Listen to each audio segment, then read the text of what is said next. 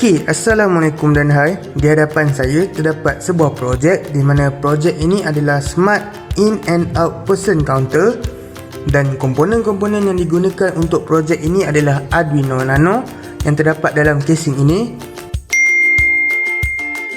Infrared sensor digunakan sebanyak 2 biji, LED hijau, LED merah, buzzer, potentiometer dan juga LCD display. Okey, function projek ini adalah untuk mengira bilangan orang yang keluar dan masuk di dalam sesebuah bangunan, dan kita juga boleh set berapa limit untuk seseorang berada di dalam sesebuah bangunan. Okey, apabila saya onkan projek ini, LED hijau ini akan menyala dan LCD display akan mengeluarkan paparan person dan limit.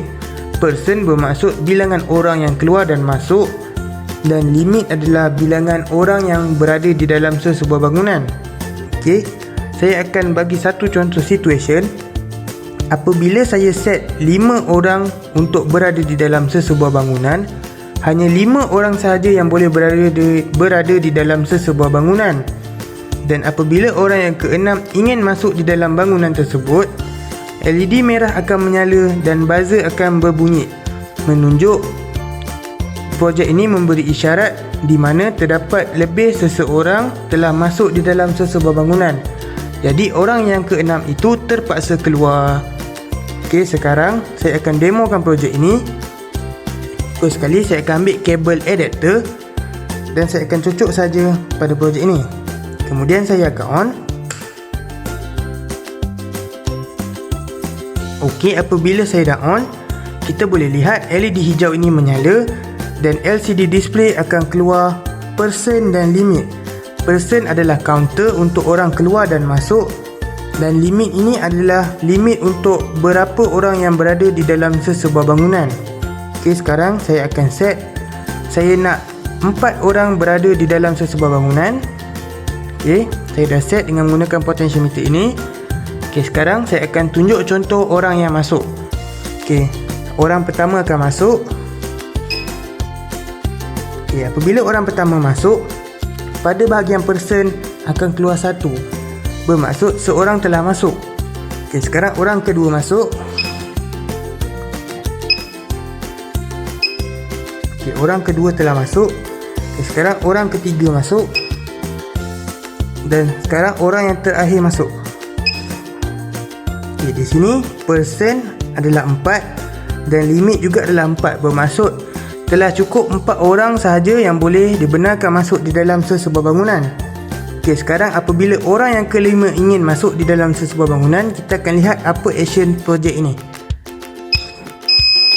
Okey, kita boleh lihat di mana LED merah telah menyala dan buzzer telah berbunyi. Okey, sekarang orang yang kelima terpaksa keluar.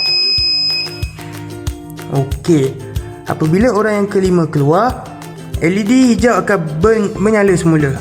Bermaksud hanya 4 orang sahaja yang dibenarkan di dalam sesebuah bangunan. Okey, sekarang orang yang keempat akan keluar. Okey, person akan jadi 3. Bermaksud hanya tinggal 3 orang sahaja di dalam sesebuah bangunan. Okey, sekarang person 3 akan keluar. Okey, person 2 akan keluar. Dan person yang terakhir akan keluar. Okey, jadi bilangan orang di dalam sebuah bangunan akan jadi 0. Okey. Okey, saya akan bagi satu lagi contoh. Saya buat 6 orang di dalam sesebuah bangunan. Okey, orang pertama masuk. Orang kedua masuk. Orang yang ketiga. Orang yang keempat. Orang yang kelima. Dan orang yang keenam. Okey, apabila orang yang ketujuh ini masuk, kita boleh lihat LED menyala dan buzzer berbunyi. Okey, sekarang orang yang ketujuh terpaksa keluar. Okey, itu saja.